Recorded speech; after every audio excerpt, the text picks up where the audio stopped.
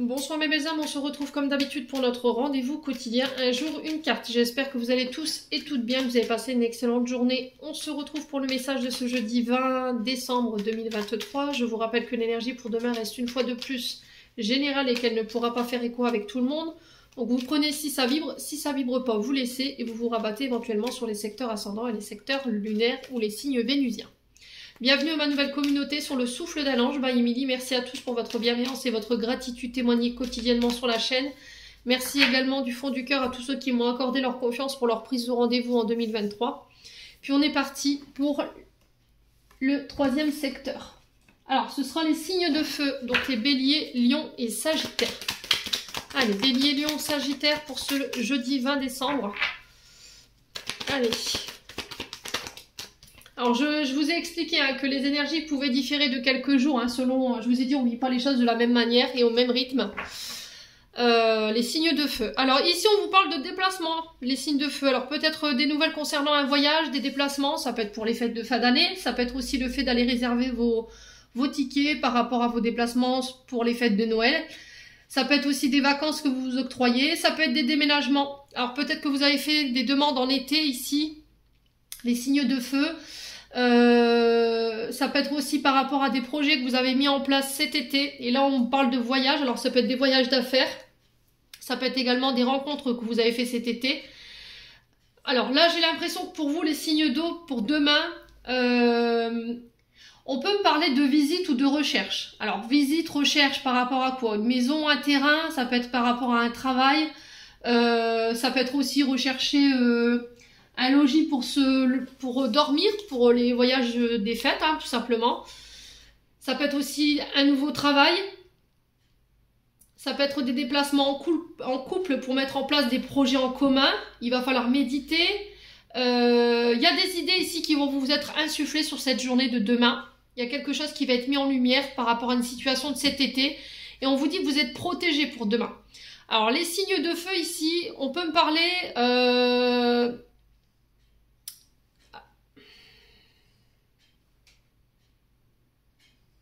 Alors, pour ceux qui voulaient avoir des enfants, ok, on sent que là, peut-être pour les signes de feu, vous traversez une période difficile, d'accord? Peut-être que vous ne pouvez pas avoir d'enfants naturellement et qu'il va falloir peut-être passer par des PMA ou pour certains des adoptions. Quoi qu'il en soit, on sent que votre couple, il a été mis à mal par rapport à ça, d'accord? On vous demande de lâcher prise par rapport à cette grossesse que vous désirez tant ou par rapport à cet enfant que vous désirez tant. Moi, j'ai l'impression que c'est pas le bon moment. Alors, je sais pas pourquoi on me dit ça. Les signes de feu. Mais il y a une forme de blocage. Peut-être que vous faites une obsession par rapport à ce désir de grossesse. Ça arrivera. C'est protégé, c'est guidé. Mais attention à ce désir absolument de vouloir un enfant parce que vous pourriez aller jusqu'à la séparation. Ok? Ça parle ou ça parle pas, je vous ai dit. Quoi qu'il en soit, on vous dit de vous protéger et on vous demande de prendre de la distance par rapport à ce que vous vivez en ce moment sur le plan émotionnel, les signes de feu.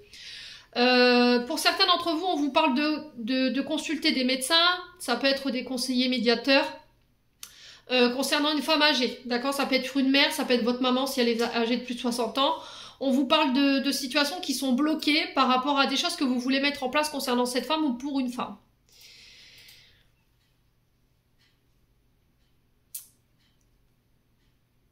Ouais, pour ceux qui souhaiteraient mettre en place des projets, pareil, on vous dit que c'est pas le bon moment.